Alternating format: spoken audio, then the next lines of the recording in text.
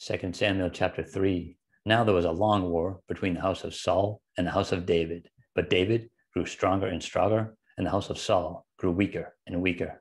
Sons were born to David in Hebron. His firstborn was Amnon by Ahinoam the Jezreelitess. His second, Chileab by Abigail, the widow of Nabal the Carmelite. The third, Absalom, the son of Maacah, the daughter of Talmai, king of Geshur. The fourth, Adonijah, the son of Haggith. The fifth, Shephatiah, the son of Abital. And the sixth, Ithream, by David's wife Eglah. These were born to David in Hebron.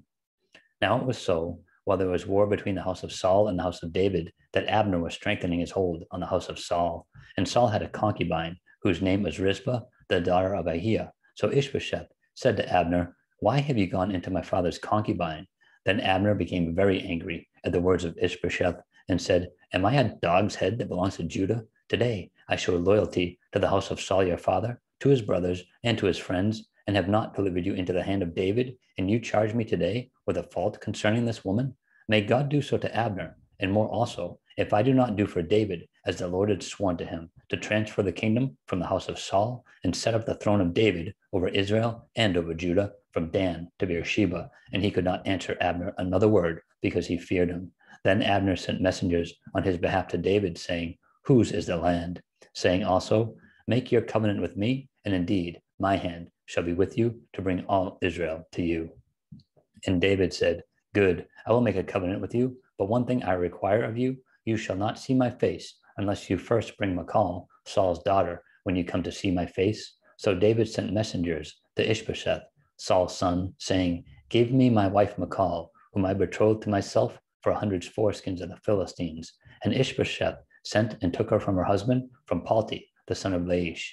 Then her husband went along with her to Bahraim, weeping behind her. So Abner said to him, "Go, return." And he returned.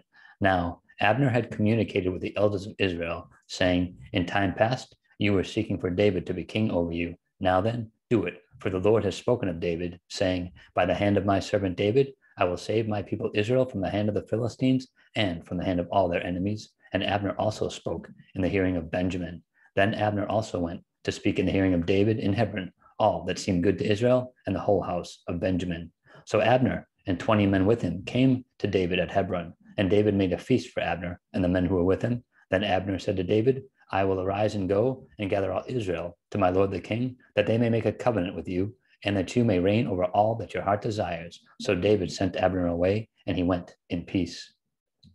At that moment, the servants of David and Joab came from a raid and brought much spoil with them. But Abner was not with David in Hebron, for he had sent him away, and he had gone in peace. When Joab and all the troops that were with him had come, they told Joab, saying, "Abner the son of Ner came to the king, and he sent him away, and he has gone in peace." Then Joab came to the king and said, "What have you done? Look, Abner came to you. Why is it that you sent him away, and he has already gone? Surely you realize that Abner the son of Ner came to deceive you, to know you're going out and you're coming in, and to know all that you are doing." And when Joab had gone from David's presence, he sent messengers after Abner, who brought him back from the well of Sariah. But David did not know it.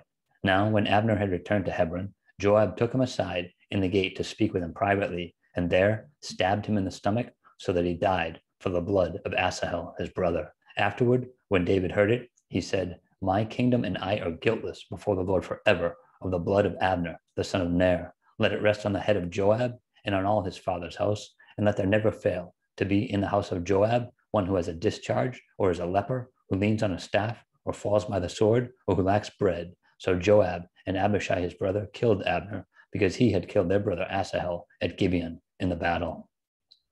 Then David said to Joab and to all the people who were with him, "Tear your clothes, gird yourself with sackcloth, and mourn for Abner." And King David followed the coffin. So they buried Abner in Hebron, and the king lifted up his voice and wept at the grave of Abner, and all the people wept. And the king sang a lament over Abner and said, "Should Abner die as a fool dies? Your hands were not bound, nor your feet put into fetters. As a man falls before wicked men, so you fell." Then all the people wept over him again.